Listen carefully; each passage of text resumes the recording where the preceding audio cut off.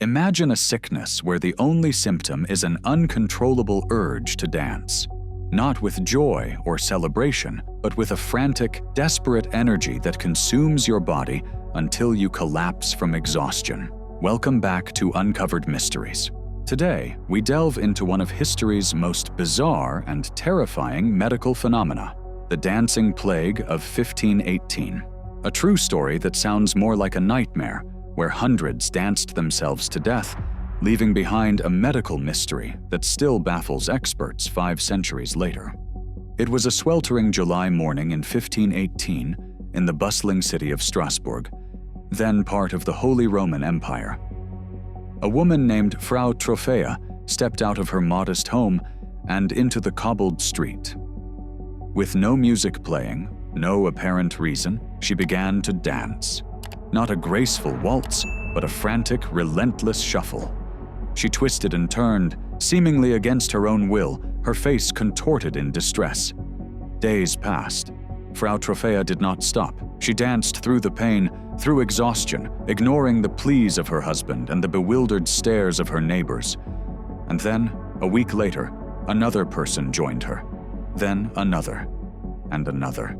Soon, dozens were afflicted, their bodies flailing in the streets, drawn into an involuntary, endless jig.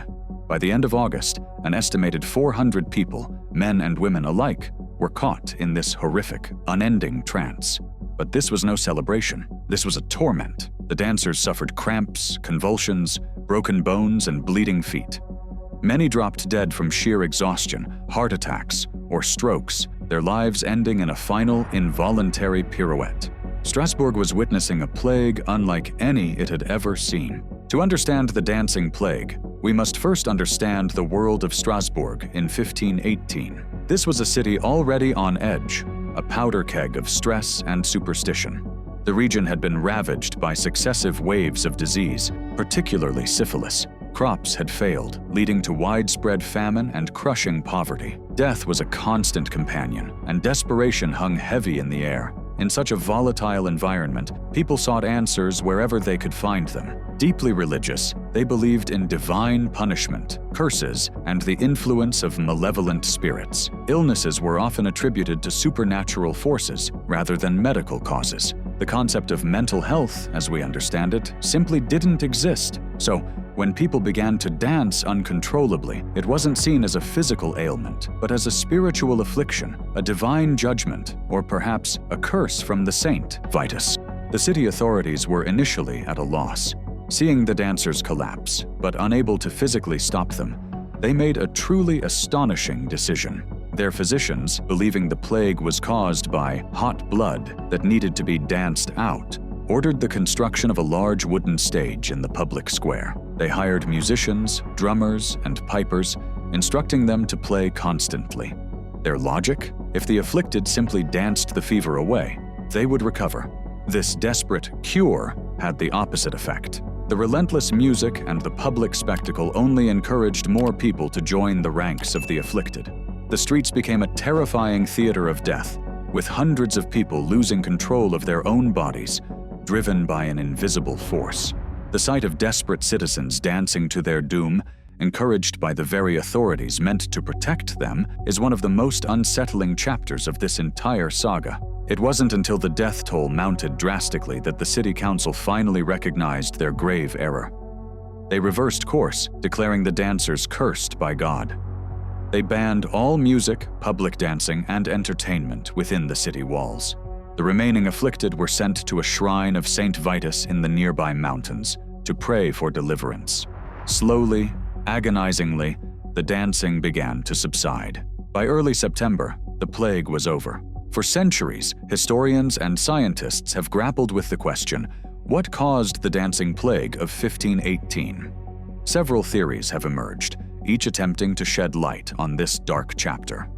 The most widely accepted modern explanation is mass psychogenic illness, often referred to as mass hysteria. This theory suggests that under extreme stress, like the famine, disease, and superstition plaguing Strasbourg, psychological distress can manifest as physical symptoms in a large group of people. The constant anxiety, combined with the belief in a spiritual curse, could have created a fertile ground for such a phenomenon.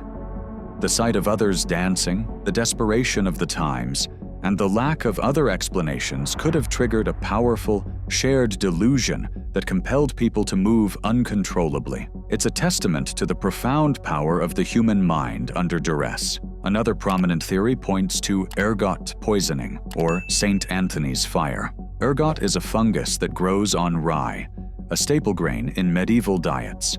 Ingesting ergot can cause powerful convulsions, spasms, hallucinations, and a burning sensation in the limbs. These symptoms could certainly be mistaken for uncontrollable dancing. However, there are significant counter-arguments. Ergot poisoning typically leads to gangrene and limb loss, which were not widely reported among the dancers. Also, it usually causes incapacitation, not sustained, energetic movement. Other, less accepted theories include various forms of religious ecstasy, a form of communal epilepsy, or even a bizarre, ritualistic response to famine. But none of these fully encompass all the known details. The dancing plague of 1518 remains a haunting enigma.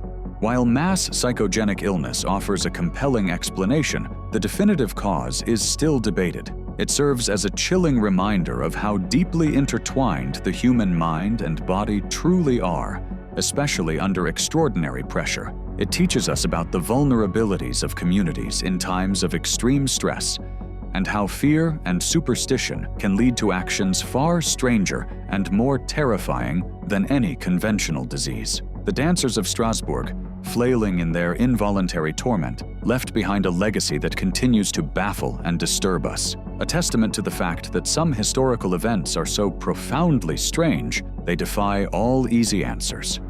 What do you think truly caused the dancing plague? Was it hysteria, poison, or something else entirely?